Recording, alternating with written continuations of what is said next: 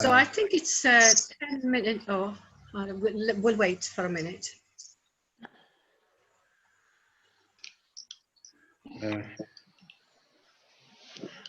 Hi, Sandy. Sandy. Hi. Hi. Is this your first time with us, Sandy? First time Zooming with you, On this? Yes. but not Okay. first time with FN4M. You're a veteran, like many of us. You have to excuse the lockdown hairdo. Yeah, We me might too. all have those. I think we'll start then. Shall we do that? Yeah, fine. Okay, everybody, thank you so much for coming. Welcome to our dialogue, Zoom dialogue. And for those of you who've been attending for the last few weeks, thank you so much. That's Sherry, Cedric, and Hanan, you've been with us all. Sandy, it's the first time, but welcome to you. And the topic today is mental health.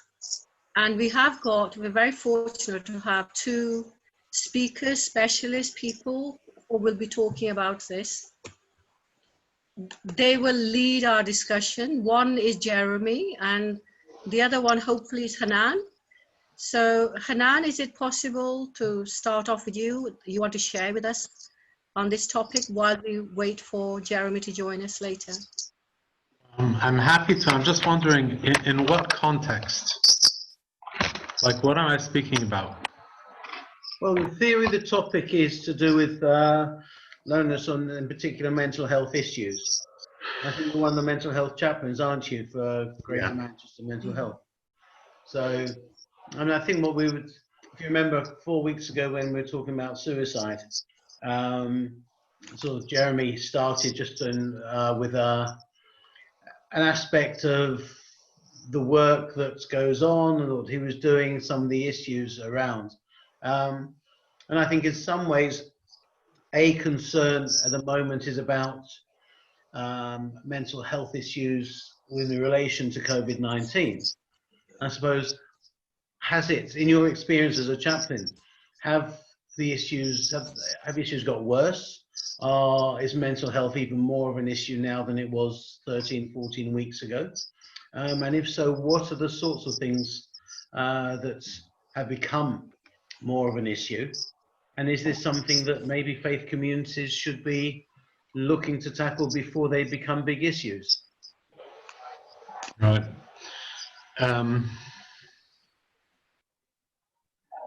From my perspective as a chaplain, I can say that I think mental health issues have been exacerbated, sort of, in the wards, simply because the service users are, for the most part, in lockdown. And they're not getting the visitors that they might usually have, including the chaplains themselves. As a result, I'm quite sure, I mean, I can't, I can't vouch for this, but from what I'm hearing, the service users are sort of feeling isolated and more vulnerable than usual, don't have the people to speak to that they need. So that's one issue, I suppose. The greater public, especially in the Jewish community, I assume that the same idea, we're in lockdown, we're in isolation, so that it's sort of a double-edged sword. On the one hand, you can't go out, you can't do what you usually do, going to work, etc., etc., having time with your friends, having time with colleagues, so on and so forth. That's one issue. Another issue is that we're all in lockdown with our families in close proximity with our loved ones, and although they are loved ones, but being in the same house for 3 months and with the same loved ones all the time causes its own, I would assume, causes its own mental health issues. Everybody's trying their own ways of sort of making the best of their time in isolation. and making the best of their time with their families. You know, when this isolation, when this lockdown started, people were saying that, you know, you have to make the best of it and it's a time to bond and everything, which is all fine and, you know, fine, but it's not all that realistic. So, you know, families have to find ways of finding their own space within the house. I think that's very important. So it's very difficult for everybody. It's difficult for the people on the wards. It's difficult for people with diagnosed mental illness. It's difficult for people with undiagnosed mental illness and just average people on the streets. It's a difficult time, so we just have to, you know, make the best of it. So don't know what else I could say. Thank you so much. That was a great start, Hanan. Welcome to Jeremy today again. Thanks ever so much. And welcome to Priya. Lovely to see you again, Priya. Okay, we really enjoyed the session you did last week with us, and we learned an awful lot. So thank you for joining us. So Jeremy, are you okay to lead on this topic? Because this is it's up your street, so to speak, loneliness, mental health. So over to you, Jeremy. I'll keep typing away. Okay. Greetings, brothers and sisters. Lovely to see people. We had interesting. It's slightly. It might sound slightly unrelated, so bear with me. But we had a very lively chaplaincy meeting the other day. And we were discussing. We're quite a diverse team, quite diverse, and a rich team because of it. And we contribute, I think, a lot for mental health from a cultural perspective and our insights from our faith communities. Rabbi Tomlin's a relatively new addition and a really welcome addition to the team, actually. Really appreciate your colleagueship, Rabbi. Thank you. But we were discussing, actually, the Black Lives Matter civil rights movement from America. We were discussing events around George Floyd's murder, and we felt very strongly as a mental health team, as a chaplaincy team, that our mental health was impacted by racism. There are many factors that contribute to poor mental health, and obviously racism is a really important one for faith communities, because we place our value in our identity, our diversity, and our cohesion. And that's what Faith Network's all about, isn't it? And that's what good mental health chaplaincy is all about. So we've tried to put together a statement for the team, the trust to share. But we're also what we're trying to do for our mental well-being is teams meetings for staff in the trust, looking at prayer as protest, prayer from different faiths, which is in itself a sign of cohesion and unity and integration with human beings. So that's something from a mental health chaplaincy team, actually. And I think you can't. And the real point about this is that you can't separate mental health from all parts of life. You can't separate it from economics. You can't separate it from the fact that the likely impact of the economic consequences of COVID will affect people being able to be in employment in the way they used to be. That will affect their mood, it will affect their anxiety. It will put them in a position where maybe for some people they can't afford to pay their rent. They can't afford to pay their mortgages. Mm-hmm. All of these things impact on people's mental well-being. And too often that mental health chaplains feel that we separate the physical from the mental, but actually hugely integrated. Depression is a physical illness. You get physical symptoms. It affects the brain. The brain is a physical organ. So too often we either over-spiritualize depression and don't accept that it's a physical illness, or we don't understand its wider implications in our communities. So economics affects people's mental well-being. So one of the things we've been discussing in our department and in our trust, and it might be of interest actually to Faith Network for Manchester, is the Centre for Mental Health. Have you come across that, Charles or Warren? Or the sense of the mental health, you say? Centre for Mental Health.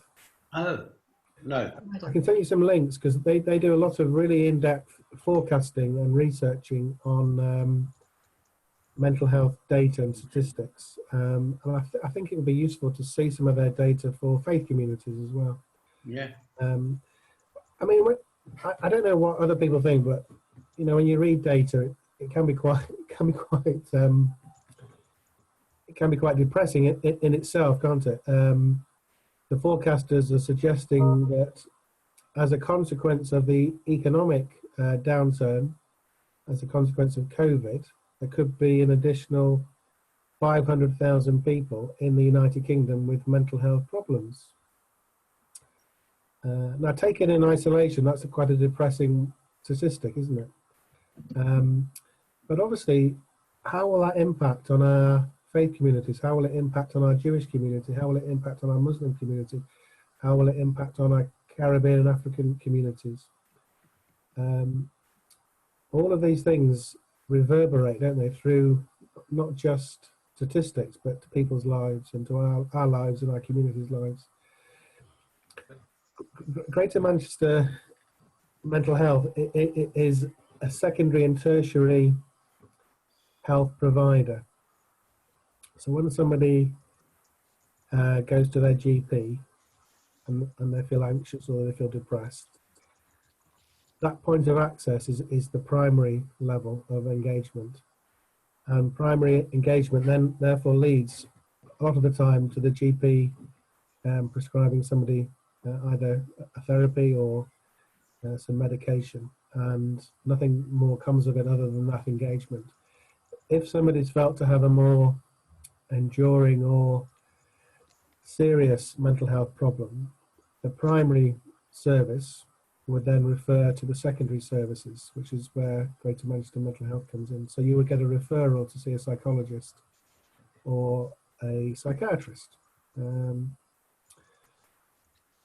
Again, the Centre for Mental Health is alarming in its data, but I don't know if you've read in the news this week that a consequence of COVID is that referrals to psychologists and for anything, even in acute healthcare, the waiting list is now going to be longer and longer than it was prior. So if you're looking for a referral to see a psychologist or even anything in the acute side of things, you're looking at another additional 10 months wait. So how do we, I guess, as faith communities, if people are stuck in the system of waiting for referrals to see a psychologist or a psychiatrist or a mental health social worker or a community psychiatric nurse or somebody from social services or from the Health and Social Care Partnership,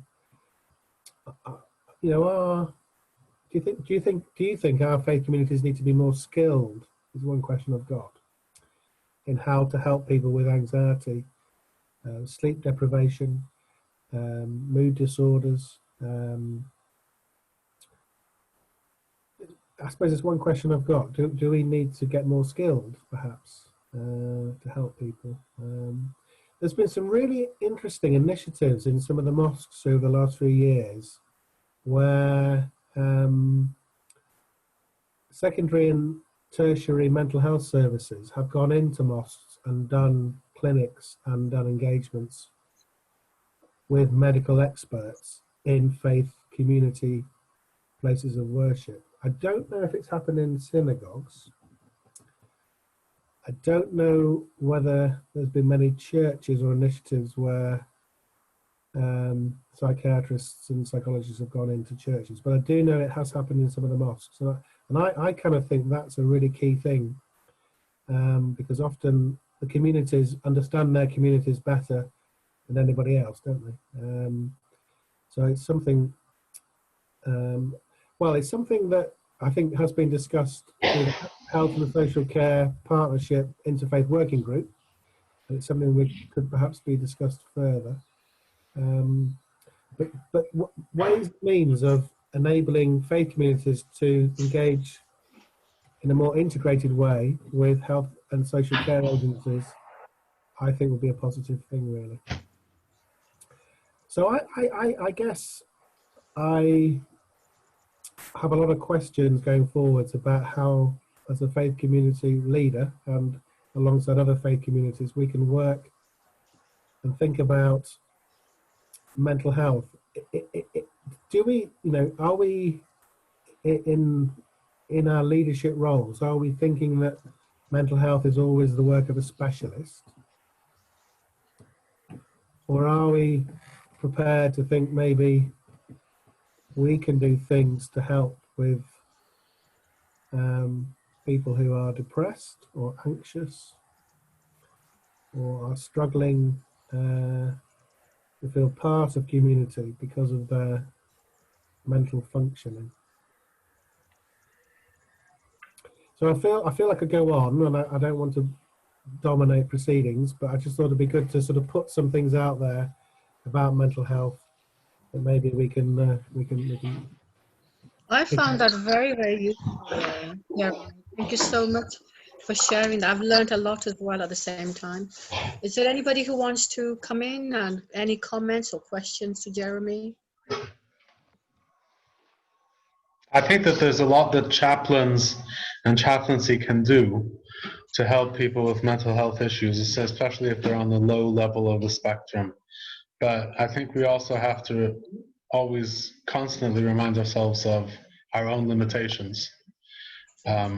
That's really important. So, there's that fine line between, knowing what we can do and seeing the results, yeah, and then knowing that, this is, like Jeremy said, a medical issue that has to be dealt with by medical professionals. Okay, anybody else? I think there's an element. If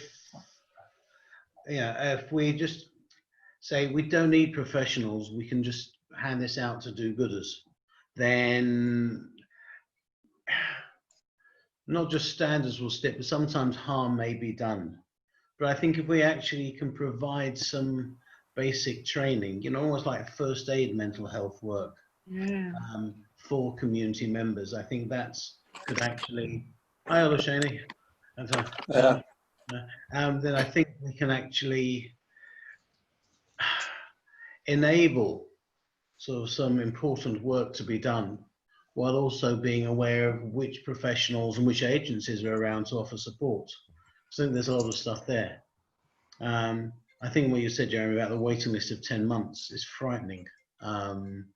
That if there are issues that because of the backlog and because of the number of cases that have built up, it's it sounds a massive challenge and problem, and what's to be done in that interim period. But I think it is possible that as you say, mosques, and I think some of the synagogues, and I'm sure there are churches as well that have, and other places where there are professionals, whether it's counsellors, psychologists, psychotherapists, who are available and can sort of go in. But it's probably too much on an ad hoc basis at present for that to be of any real use, just to roll it out to the community. But if we can try and find ways of matching people up with communities, and maybe even initiating some basic training, then that's hopefully something that will enable communities to start dealing with this more. Warren, just to let you know, I think last year the average wait, it did vary, the average wait for secondary psychological services was about 12 months. So now the 10 months is in addition to so you could possibly be waiting to see. Well, there's no guarantee. You might be lucky, you might get a slot quite soon, but you could potentially be waiting up to 2 years to see a psychologist. You're trying to make us feel better? No, I'm a lovely person, and I'm sorry to be an agent of doom. I feel very passionately about what we do, and I long for people to get the help they need. I just wonder whether we can find a way of resourcing ourselves a bit better.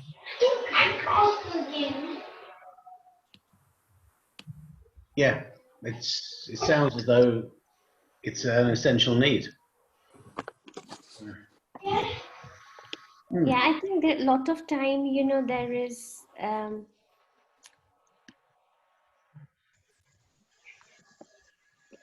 Priya, we can't hear you. Priya? we work with elderly women, and can you hear me? Yeah. Yeah, and many times it's isolation, lack of connection, and that's become quite um, difficult at this time, you know, because the little connection they had in community groups or the local church or local mosque and activities that were happening locally, that has been cut off completely. But there are pockets of activities taking place, and it's helping them, you know, it's mainly for the early intervention, or even giving them information of what is available, how safe it is to connect with these things. I mean, we got quite a few of our women using WhatsApp to connect in groups of fours, you know, because that was the only thing they knew how to connect with. Something like that helps at a lower level, you know, just some of them who are vulnerable and isolated, just getting a food and somebody. I know a lot of charities are now on their doors, talking to them, making sure they're okay, they don't need any medical supplies.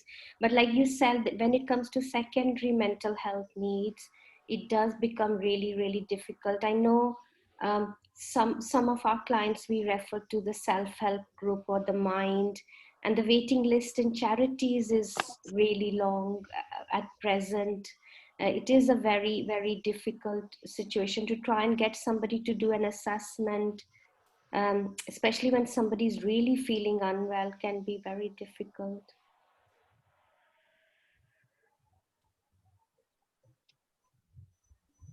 Thank you, Thank you, Priya.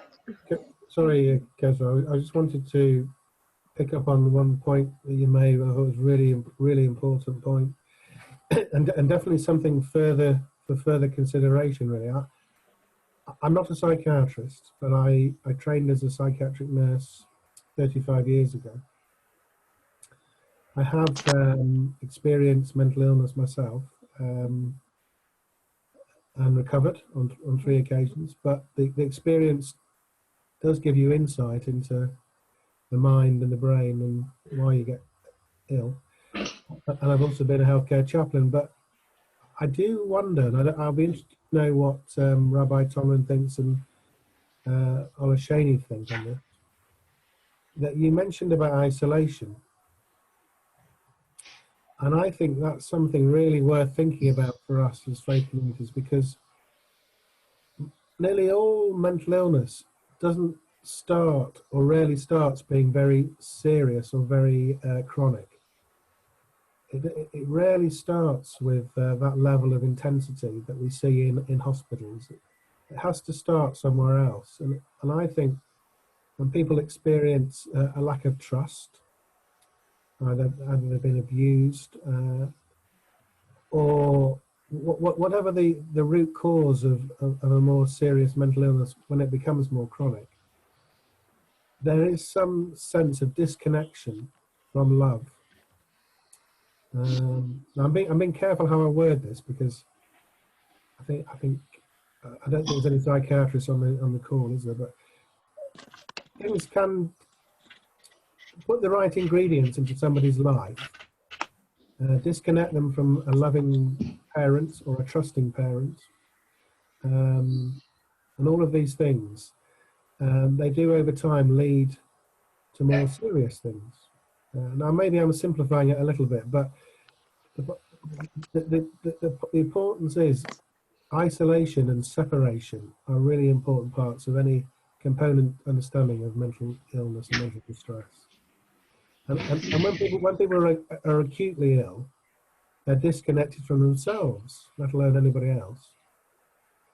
So really, we have a really, really important part to play somehow in being bridges, connectors, communities, people where we can help people find meaning in life, even if not cure. So I feel I want to invest my time in Faith Network of Manchester and my faith, because I feel it's so important. But I'm going to say no more. I'd like to know what Olashani thinks on that point. Thank you, Jeremy. Yeah, thank you very much. Yeah. Thanks everybody. I've tried to be earlier than this. I'm just rushing from work, so I'm sorry being late anyway. The discussion for today about loneliness, isolation, and some other things that surround the mental illness. Let's just, as Jeremy said, mental illness just starts just as big as it is. It starts gradually. And the issue of isolation and loneliness and separation is something that requires attention and reflection. So that firstly, whoever that is feeling separated or feeling isolated or feeling loneliness, they have to first accept that there's a problem before any of us as a mental health practitioner, we can interfere. Because sometimes in the community, some people you find that they are lonely, but they will say they are not lonely. Because loneliness is a feeling anyway. And in Islam, as it is, that is one of the sense behind 5 daily where we gathered at mosque, morning, twice in the afternoon, and 2 times late in the evening. So this gives us a sense of belonging that people might be lonely, but we still need to get in touch with each other and be seeing each other. And Imam at every Salat, he has to come out, reach out to whoever that is supposed to be at the mosque, and they are not there. But this particular time of COVID-19 is very difficult time for the community to get together. You cannot even see who might need support or who might need help so that you can give them some social assistance. So these are the great things right now. But yeah, as a time for us to reach out to the people, to reach out to the community, that whoever that might need support, we can as well be there for them and offer our maximum support. And as somebody said earlier on that charities are very busy these days. It is very true, because there are a lot of people, they cannot even get out of their houses, which as a forum or as a mental health chaplain or as a faith organization, we need to give them a maximum support. But professionally, whoever that is feeling more than what we think can manage in the community, I think it's good for them to seek the support of their GP and the professional support. That is so that they can have whatever they need. They don't need to fear to reach out to anybody, because Allah will hate his slave. Allah will help his slave as long as his slave is in the need of his brother, and the brother even seeking such support. So that is our Islamic standing about loneliness and the isolation and the separation and confinement that we find ourselves today. So I will stop here for now. Thank you. Thank you, Olashani. I'd just like to add something about the Muslim community. Normally, we are very closely tight-knit. We normally have big families, siblings, uncles, aunts, and often we use our family as a first port of call for support. On the other hand, relating to depression, mental health, probably the family is the right person or the right context. So does anybody want to add to that? I just feel one side, you have family where we really thrive on. I know I thrive with my family, extended family. They're there for me. On the other hand, they might not be the appropriate people for what you're going through, or they might not, as we've discussed, have the training, the background, the knowledge, the know-how. And because you have that relationship with them, that the communication might not be so honest and open. Does this make sense to everyone? I can see you nodding, Jeremy. I think that's it's a really good point, and often it's a hard point to make, but often family is the depository for mental illness. Family is the place where mental illness manifests itself. Sadly, for all manner of reasons. So it's quite complicated, isn't it? Because for many people, family is the bedrock of their value and identity and sense of support, but not for everybody. But also, I think it's cultural as well, not having the knowledge, but not wanting to know about it. I remember my sister went through a difficult phase after divorcing. Her moods were going up and down. Obviously, I'm aware about depression. And I remember when mentioning to my father, instead of being empathetic, he sort of dismissed it. He said, she's not the only one with problems. She's making it up, or she's doing drama. Do you see what I'm saying? Sometimes that's the kind of attitude that people receive within the family context, that either through ignorance, through lack of awareness, or because they don't want to know about it, or because of the relationship between the two people. And I think alongside the lack of understanding is the stigma. I mean, in the Jewish community, definitely there's a huge stigma, and that's whether that's within the family or outside the family. Even within a family, the idea of having a relative that has mental illness is something that's very difficult to swallow, and as a result, it's not spoken about. It's definitely not dealt with usually. Well, I can't say usually, but it's not dealt with appropriately all the time. So stigma is a big thing. Absolutely, absolutely. Anybody else want to talk about this stigma? Because to be honest with you, I personally believe stigma has been a root of silence for centuries, for decades, as well as lack of understanding. People don't want to talk about it. The people who are going through it themselves are afraid to own up, speak about it. The partners might not want to know about it. The children are afraid to tell their friends, and my mom's going through having depression. So I think stigma has a lot to do with it still. Am I right? Yeah, you are right. Stigma has a lot to do, but at the same time, the shame the family they might face at the end of the tunnel, done the treatment, is another thing. Because like most of the parents, if their community know that maybe their son or what do they call it, or their daughter has a mental illness, it's something like a shame for them. They feel ashamed that people will be looking to them, yes, and they are using that one in terms of some conflicts to get back to them, like abuse, like come on you that you have a mad boy or a mad guy. So that is another area which is very, very important. That's why they don't want to talk about it and they don't want to express it. So that's a big thing that we face in the community. So it takes them time to seek support or help from the professionals that will help them better. So they'll be hiding it, because if they put it out so the community, maybe treatment, things like that, it will be spread within the community and it will be something like a shame for them. So that is one of the reasons why we have much of this thing in the community and people doesn't respond to the treatment well. Absolutely. I think in my community, obviously there are people who are professional, grown up in England, that they have the knowledge, so their attitudes are changing, absolutely. But I still believe that it's still one of the taboo topics. I remember in Pakistan many years ago, there was an aunt who had schizophrenia, and nobody knows about that, what it's about, and sometimes she was made fun of, and they had certain expectations about it.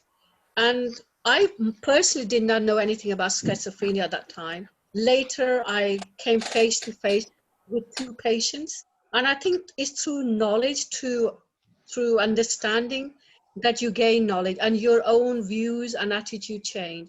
So I think stigma, taboo, lack of knowledge, attitude, all of these things contribute to this equation for mental health. I think families tend to say, pull yourself together. Yeah, it's like my dad said, yeah. And then dismiss it. Whereas people of faith often feel failures and therefore don't want to discuss it with other members of their faith. You have to get very close to someone for them to confide in you Yes. how they are feeling or why they think they are feeling as they do. Yeah. I think we talked about this, Sandy, last time, I think. Do you all remember when we talked about people going to their faith leaders, but that's the last place you go because some people will not support them in the way they would want. For example, Priya, we talked about domestic violence, supporting women, and we chatted about women seeking help, and we discussed the fact that the last people they need to see is their own imam because he just won't be the right person for it. Would you like to say something, Priya? Yeah, I think so. I think also because often for some families don't recognize the signs of depression and they leave it too late before and when they do, like you said, when there is so much stigma and shame associated, and often people are in denial, early interventions are not pursued. It ends up when the situation is really deteriorated and they've tried other things that the person ends up doing something. And again, mental health has so many forms, but self-harm is also so hidden away. We find it results when sometimes your mental health needs are not, you're not able to voice your concerns either within the family or in the wider community. So it is a huge issue. I think it is. It is so important that even as faith communities, people in position who many people may be coming to are able to signpost them in the right direction. Like Jeremy said, there are secondary needs and there are primary needs, and all they can't be addressed if you're not a professional. But the five ways to connect does help. When they come to the church or they come to the mosque and they're connecting with other people, it reduces their isolation. If they're learning new skills, if they're at low level of mental health needs and in early stages of experiencing depression, then there is lot of if at the right time they're signposted to the right people, it can really help them. But if it's left because it's a taboo and because people really shove it under the carpet, often we find the woman situation really deteriorates by the time, because the family hasn't acknowledged it and she's then petrified to go and get help regarding these issues, and that ends up in her really becoming ill. And also we find many times when they go to the doctors, they're given Prozac or they're giving antidepressants without doctors explaining to them they have side effects, or exploring if there are other ways to support that person. And we find they start taking antidepressants and they become even worse. They're sleeping long hours, they're not able to handle, and they've not been shown or told how to cope with these side effects.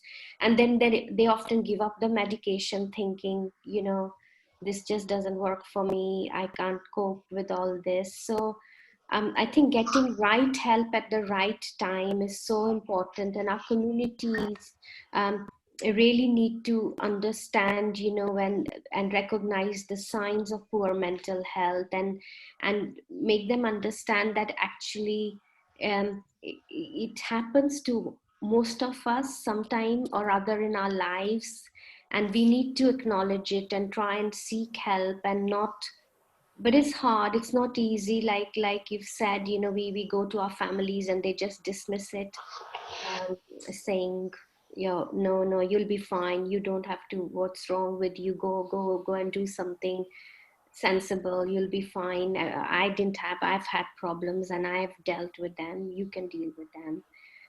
So there are multiple things. So, you know, when you, I'm sorry, I'm new to this group. I've been here before with Johnny and Charles were involved. I just wanted to find out. So once you had these discussions and you've had a look at the issues that are facing our communities and the faith groups, do you then try and come up with a plan to see what position the faith network can take, or in what little way it can, you know, help the communities? How does it work? Perhaps as non-professionals in this, we as faith group people could perhaps be more used supporting those who are dealing with people with mental health problems. Other family members, we could reach out to them. Yes, yeah. Anyone want to say anything? I'm very grateful for your comments, Priya. I'm very grateful for everybody's comments, really interesting actually. Yeah. I'm really interested by the lack of parity between physical illness and mental illness, and Kestra's talked very powerfully about the cultural barriers, if you like. You can't talk about things, or if you do talk about things, they're dismissed. And I actually think that works across all cultures and faiths, actually. That was certainly my experience growing up in my family. You just didn't talk about your emotions, let alone depression. Much to the detriment of everybody, I think. But one of the questions I have really is if working for an NHS trust, mental health trust, with Olusheni and Shannon, is that psychiatrists often say to me, well, look at your sacred text. Look at your sacred text. What do they say about God in relation to illness, mental illness? Because often the history in our text, the history in our text is quite complicated, isn't it? Certainly in the Christian faith, there's a lot of emphasis on anything that's mental having a sort of demonic dimension. I can't say that I found that in the Old Testament. Well, what about when Jonathan plays the harp for Samuel to aid his demon? Well, the way I've always looked at that is that was mental illness, and the way of, well, one of the ways of sort of settling Saul's mind was with the harp. You know, I would have to take a look at the sources. I don't remember it. It may have been described as demonic, but we don't take that literally. We see that as perhaps as mental illness. I would agree with you. I'm pardon the phrase, I'm playing devil's advocate, but a lot of the text in the New Testament refers to Jesus casting out demons. Listen, I would say that within the Jewish community, the Orthodox Jewish community, this stigma is cultural. It's not religious. It doesn't come from roots in scripture or anything else. It's just something that's sort of developed over the ages, I guess. But there's a certain stigma to it, and so much so that, you know, it affects even marriages. Families won't marry into families where there is mental illness, even if it's distant. And that's all because of stigma, but again, it's cultural, it's not religious. I don't disagree with you, actually, but I think the language in some of our texts, you look at the history of Christianity and how it's dealt with some of the great saints that heard voices or saw visions, they were definitely seen as mad or demonized. Yeah, Islamically, I think most of these things in Islam is clear stated, because we believe that there's a mental illness in Islam, and it can be caused by shaitan or shayateen and jinn. So shaitan, if they believe if shaitan touches you, you can get mad. And if shayateen, which are not devils, if they do their own too, you can get mad. And the jinn, bad jinn, if they are angry with you or they are fighting with you, you can get mad or get mental illness. So it is well stated. That is why in Islam, before you do anything, ask you to a'udhu billahi minash shaitani rajim. And even when we have a mental patient, one of the things they encourage them to be saying, if they can be saying it, is a'udhu billahi minash shaitani rajim. Because that same devil or the evil thing that is worrying you or is about to worry you or is sitting around where you are, we believe that that will send such thing away. And if you've been inflicted or infected with a devil or evil things, so there are a couple of prayers they are encouraging you to be saying. So definitely Islam does not deny any mental illness. And we believe Quran is one of the ultimate cure for anything that is worrying somebody mentally in his mind, his brain, or wherever. So we believe Quran is a cure. But if you are looking for a cure in Quran, that should not stop you from seeking professional treatment from mental health. So that is Islamic position about mental illness and mental well-being for everybody. Yeah, I don't dispute that any faith denies the existence of mental illness, but that's not really my point. It's our text, our ancient texts are written in a very different language that we still use today, and I hear it time and again in Christian churches. Different churches have different emphases, of course, but there is still the language around, or the confusion around mental health and evil and the devil.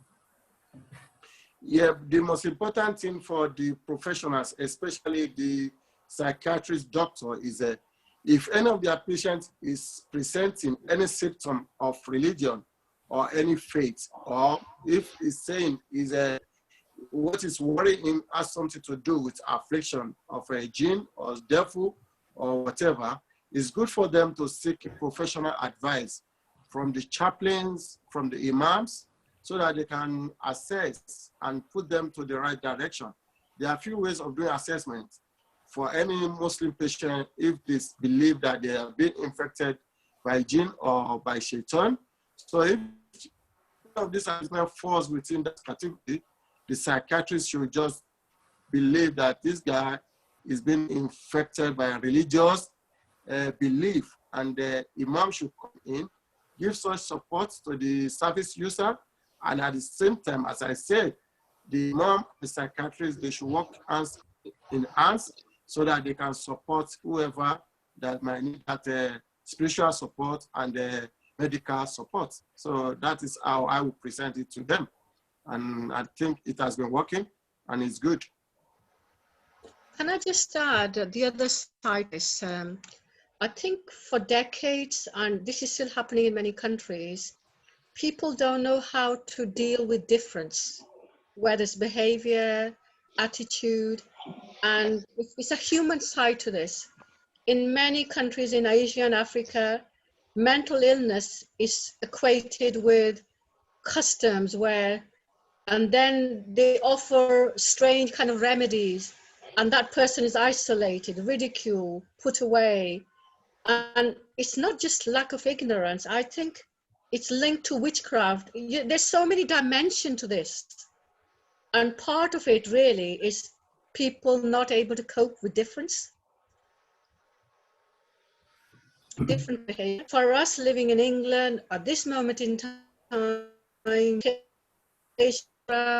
we are much more, how shall I say, professionally aware than we would be, say, 50 years earlier. Or if I was in another country far away, and if somebody's behavior changed, what would they do with that person? And you know this is happening in many countries. They behave abominably cruel, even to ones. We're Equation of losing you, Kestra. Can you repeat that last bit again, please? I'm just saying that I wanted to add this aspect to our discussion, that it's okay for us in the UK having this sort of discussion, but in many countries, in cultures, societies, communities, it is still very much a taboo topic. People don't know how to deal with it, and often they deal with it through ignorance and cruelty and isolation and rejection of that person. As somebody said earlier, if you've got mental health illness, they would hide it from thinking she will not get a partner. And if the relatives find out about it, they will probably reject. Do you have Yeah, I fully get anything that. to add? And I think there are many communities where that still has an impact on the way Absolutely. people understand it here in this society. And in many ways, obviously, we're primarily concerned about Manchester, Greater Manchester and the UK. But I do think that the legacy is there. The legacy is there. Hang on. But I do think that the cultural impact on our communities is still a very major influence. And I think in some ways that's why it's important that we do try to ensure that there are people in and within faith communities who are there to talk through some of these issues. And if we haven't got the right professionals there, then if we can provide some sort of basic training and guidance and suggestions of where people can go if there aren't people in the communities, because it does matter. And I think what Jeremy was saying just before about, you know, the texts, and sometimes texts where they are interpreted in a very fundamentalist way, they can be harmful. Which is why I think what Olusheni and Hanan saying that, yeah, if you've got religious leaders around who will interpret these things, because we can't look at any of our texts, and our scriptural reasoning group, I think, has suggested this on many occasions. We can't just take a religious text at face value, because the meaning and understanding of a text 2,000, 1,500, or however many years ago would have been very different from the way we would look at it now. And I think some of the learning that we've had and some of the experience that we have means that we do need to look at these things and seek support from religious leaders and other experts and professionals in terms of the way they're understood. And there's significance in terms of mental health and learning from and teachings from, you know, sort of faith leaders across the different faith communities in the last 50 years has been immense. You know, so suicide was a crime and regarded by many communities as crimes. It was the chief rabbi, Emanuel Jacobowitz, who turned around and said, anyone that commits suicide, we have to understand that as in a mental health issue, that they were mentally ill. And it shouldn't be seen as a crime in the same way as it's been understood in the past. And more Orthodox Jewish authorities, I think, have come round to that way of thinking. Am I right in that, Hanan? I think so, yeah. Yeah. So, and it should be expanded across mental health work. And I think that's one of the areas and aspects we have to look at very seriously, and try to make sure that people do understand this more and more. You speak great words of wisdom, Rabbi. Occasionally, not often. And Kezra, I feel your points were really important actually earlier. In terms of understanding mental illness or mental distress, it really requires a large degree of cultural interpretation. And a really good example of that is grief. Grief as a phenomena is intrinsic to the human individual, but the way it's understood, the way it's expressed, the way it's adapted within society, the way it becomes maladaptive, is massively different in different cultures, in different cohorts, in different communities, in different faiths, in different countries. and therefore it can easily be misunderstood and misdiagnosed if it's in the wrong cultural group by the wrong type of psychiatrist. What we have in the West, interestingly enough, nowadays is that the American drug companies are making new antidepressants that are tailored for bereavement-related depression. And the new Diagnostic and Statistical Manual from America says that if you present to your GP with tears after 12 weeks of a significant loss, you could be diagnosed with a depressive type of grief disorder.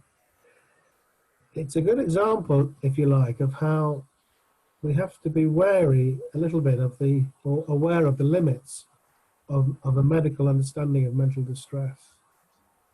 I guess what our sacred texts do tell us is that mental distress has been around since human beings existed. But how we make sense of them is in our hands. Which, and coming back to Priya's point earlier about what do we do with these discussions, I guess one of my hopes is, and I've expressed this to Kezra and Malaika actually, when we had a Strands meeting, is that we can have at some point when we're able to meet in the flesh at our centre in Hume, some mental health awareness sessions where we invite a couple of people who have lived experience of mental health from different faith perspectives, maybe a chaplain or two from the trust, maybe a medical professional, to offer an overarching evening of exploration of attitudes to mental health. Because I do think the discussions that we're having are really important to permeate, to germinate into our communities, so we can talk more openly about our emotional life and the things that cause distress in our lives, and not perpetuate this brushing it all under the carpet. Because I don't think that's really useful to know. Thanks. Sherry and Charles, do you want to add anything? I've not heard from you two. Yeah, I wanted to say, if you don't mind, that, you know, the point about the what happens overseas in different countries. Unfortunately, for some countries, it's not on the government's priority list, mental health issues. So we are fortunate here that, you know, there is a lot of, you know, money put in that field, and a lot of charities are, you know, able to, you know, help in that avenue. But what I wanted to say is this, is that, you know, us as chaplains, okay, people look to us as being invincible. You know, we've got to know our own capacity as well, because, you know, with this whole mental health issue, it doesn't know any boundaries. It's not a black or white thing. It's not a Christian or a Muslim thing. It can be anybody, and, you know, at any time, at any point. Nobody's kind of like doesn't know what can push them over the edge. And I just wanted to say that, you know, because we're out in the community, I'm in the prison, and, you know, there is a lot of like weight on our shoulders. I just want us to just all kind of like realize that, you know, we've got to know our capacity, our limitations, and and not to feel that, you know, we can't, you know, seek help or seek kind of guidance amongst each other. So those are my few words, really. That's what I wanted to say. And before I go quickly, I know Charles, because I'm in Charles's network, and I feel that Charles really works hard, and I kind of like worry about him sometimes. So I'm glad to see that he's on today. I wanted to see what he wants to say about that. Charles. Hi. Well, thanks for that. You know, I've been listening keenly, and you know, what do I have to say? I mean, since the lockdown, you know, there have been talked about mental health and stuff like that, and I think for us, we know there's a cultural dimension to it as well as the religious bit. So what we've been doing over the last couple of weeks, you know, I've been having, you know, times where we get, you know, consultant psychiatrist and a GP from our community leading on our health hour. And the mental health one seems to be the one that, you know, attracts a lot of people. So that's been great. I know there has been talk about faith leaders, and even just yesterday, I was speaking to someone doing a PhD, looking at, how people cope and, the different views points that are held. I think the real challenge when it comes to, some of our minority communities, especially, the African Caribbean community, is around the language, is around people's experiences. So the whole stuff around mental health for those who were not born here, there's an issue with the label when we talk about mental health. And, I always say what we know as someone having mental health issues is when someone is on the street, not, having a shower and all that. So all the low level ones around anxiety, depression, and stuff like that, people wouldn't give it that label. And it's about how, Jeremy talked about scaling up people. It's about how we, explore, scaling up our, faith leaders to be able to engage with some of those conversations. I mean, Faye Bruce, who chairs Khan, about 2 years ago, she organized a community leadership program, and we had someone coming to speak about IAPT. We had 27, pastors and church leaders there. And when this guy from the Health and Social Care Partnership asked how many people knew about IAPT, just about 3 people in the room, and before the event, we asked people to come with case studies where they've had to support their congregants, and a large majority of that were mental health incidents or cases. So here is a situation where you have gatekeepers, people who have ongoing, interaction with their congregants and are aware about, what is out there, the terminologies and all that. So it's important to recognize that for some communities is way behind.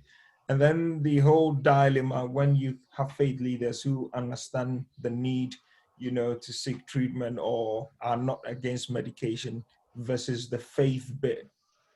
So I think it was Jeremy who mentioned, I mean, for many who believe in the New Testament bit, it's more about the prayer, and so how you get some of them to know that they could still ask people to seek treatment without that watering their faith. It's another issue we're grappling with. So, I'll finish off with a case study that the consultant psychiatrist who was on this Saturday gone shared. So there was a couple, and the lady was having some challenges, and ended up being taken to one of the units, and the man, because she left home unceremoniously without informing her husband, he was of the view that this is witchcraft, and that his wife needed prayer. So got onto the ward where his wife was, and was insisting on taking her from the unit. And then the medical team also had to make a decision, because they could tell clearly from the engagement that this person needed help. So now it became, a case of, what the husband wanted versus what, the medical professionals were thinking. And obviously the, Mental Capacity Act and the medical, team was discussing, excluding the husband from the care, and influencing what, the wife needed. But it took someone who culturally understood what was happening to say, that's not going to help this person, excluding, yes, you want the best interest of the patient, but what will be helpful is to get the husband on a journey where you're not going to say, don't bring in, a pastor to come and pray for the person, but then can we do both? And, time and time again, and maybe the other thing as well that is needed is that sort of diversity and cultural intelligence within the workforce. Because another case that we were told, someone was on the ward, at North Manchester, didn't want to be eaten.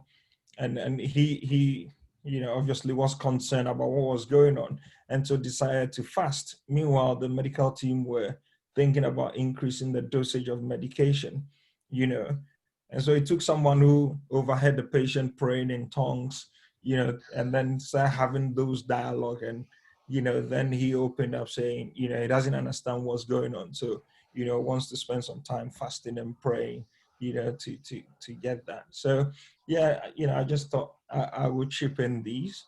Yeah, no, that's been really useful. Thank you so much. I found this session really, really useful, like all the others. I've learned a lot from everyone.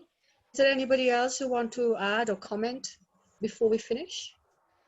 I just want to thank Charles for his case study. I would say a good 80% of mental health chaplaincy is that interface between people's medical needs being articulated and people's religious and cultural needs being articulated. And sometimes it requires the conduit presence of a chaplain to bring the two worlds together. Not always. Sometimes there's complicity, but often psychiatrists and services need some understanding in the religious and cultural needs of a family, and sometimes vice versa. And sometimes there's a clash of opinions. And then what do you do? I think, I worked in psychiatry most of my life, and I would say that often we think in the West, don't we, that medicine is the facts and religion is just the faith, and really we should always err on the side of the facts. But actually, a lot of the time, diagnosing people with serious mental illness is not an exact science. And nobody really knows for sure what's causing people's distress. A lot of medication can be helpful, but that doesn't mean that there isn't a spiritual or religious component in somebody's presenting symptoms. And therefore, it's really important for chaplains, but also for faith leaders, to be confident in being able to articulate their faith in ways that other people can understand. And therefore, part of our role is advocacy. We advocate on behalf of our congregations, our communities, our families, and that's really important. And I think the case study Charles has presented, you didn't use that word, but I think that's a big part of it.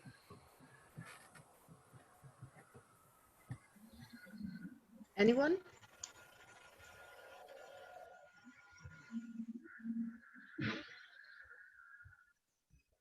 Okay, Warren, over to you. If you want to share doing for the next dialogue. Yeah, offhand, I can't remember what the next dialogue is. Okay, we'll let people know. Actually, I think it might have been sort of actually the idea of looking to get back into the real world post-lockdown. Whether that's still slightly premature remains to be seen. But because we're now doing it fortnightly, there are other topics that have not been looked at. So if there's anything anyone's desperate to look at or consider, then put in a suggestion. And otherwise, it might be sort of what happens in terms of how to get back or how to adjust after lockdown and that sort of thing. It'll be in 2 weeks today, I believe. Yes. Warren, I think one of the topics we've been discussing as our own faith network is the current issue of Black Lives Matter's racism. So probably we might have that some stage. So if people would like, please feel free. I think that's a massive topic. I'm not sure we should just do it within this forum. I've been talking to a couple of other people today. Malika's one of them, and someone else. And I think we might even look to do something a lot broader, a lot bigger than just Interfaith Dialogue. But it might be we could just do that as a topic and get support for some of the ideas we're we're sort of looking towards. So, but yeah, I think that's something we need to address, as was included in our email yesterday, I think. So, but yeah, thank you. Anyone else want to say anything before we finish? Thank you all for your participation. Thank you, Kesra, for the sort of writing everything down in the way you have. I'll hopefully save that now, ready for sort of someone to sort of type it up and look at the way we can do that. So, yeah. Can we just ask, we've recorded this. Is there anyone who might not want to have some comments recorded? Please let us know later, and then we can either delete something or amend something. We're hoping to use these as our own records of our dialogues. So we will be doing this more than recording, but if you're unhappy about any comments you made or yourself, just let us know and we can edit as we go along. Is everybody happy for us to record the whole thing and put on out publicly? Where does it go, Kesra? Maybe on our website. we're hoping to add some of our information, but again, we want to consult you, you know, whether we should or shouldn't, depending on the context. But our aim is really to promote what we're doing, but also we've had such wonderful discussions, and other people able to join us, they can learn from it. But we can edit. I would have had a haircut if I'd known. I would have sorted out my hair as well. I think an hour and a quarter's dialogue isn't something that we'd want to put out. I think we probably need to do some editing if we want to do that. So I think we need to have a discussion about how we go forward with that. But that's right. Yeah. I think the editing bit has to do with the key positions. So, you know, this, for example, will have different perspectives and that forms the results, but it will certainly not be, you know, the full length. Yeah. Oh yeah. So, okay. Okay, everyone. Bye-bye for now. Thank you. Thank you. Bye. Yeah, have a good Thank week. Thank you, you very Kesra. much for joining us. Thank you, Hope to Kesra. see you soon. Thank you, Warren. Thank you. everybody. Thank you. God bless everyone. Bye. Bye. And all the way down to advocacy roles necessary. Yeah, I've got all the chat, I think. Yeah. So you've got the copy of the notes, yeah? Yep. Okay. That's, and it's been recorded. We are going to have a trustees meeting next Wednesday. So 17th, and I think Charles is going to send out notice. Okay. And he will probably host the event that day. You know, he will be the host that day. Good. Okay. What time are you talking of? The same time I discussed it, in fact, yesterday. I thought we need to have another trustees meeting, and I thought rather than tag it onto this one, it'd be too much. As next week is free, we don't have dialogue. We can have it at the same time. I think we haven't decided. Probably 4 or 5. I can't remember. I think one of those times, 4 o'clock till 5:30. All right. Well, What do I've you got think? something. I'm hosting a seminar from 3:30 till about 5, and I've got a class at 6. So is that not a good time? We can choose another day. What do you think? We can choose any you. day you like. We like you to be there. I mean, if you want me there, then No, we want you there. You have to be there. You know, you need to know what's happening. okay. Well, I'm please do, as a volunteer. Next Wednesday will be between 5 and 6, which possibly isn't enough. But listen, I wanted earlier in the day, or else at the moment, possibly Tuesday or Thursday, I could probably do. If you yeah, I did suggest that we keep to the days that you used to have, Monday or Tuesday, or yes, we'll change the dates then. I suggest you write to Charles and say, look, Wednesday's the wrong time for us, for me, because you've got so many going on that day. Thursday, if that's better for you, or I'm happy with either. Yeah, I mean, I could probably do Tuesday or Thursday if needed. So, okay, so yeah, I mean, we're looking late afternoon, are we again? Yes. What do you think? The normal 3 till 5 or 4 till 5:30? Yeah, I could do Tuesday or Thursday at those times. Okay. Okay. So would you let Charles know then? All right. No problem. Plus, you might send it out, and that's great. Thank you so much for being there and for helping to host it with me. Pleasure. Thank you for everything. Okay, All thanks. right. Bye-bye. Take care. Bye. God bless.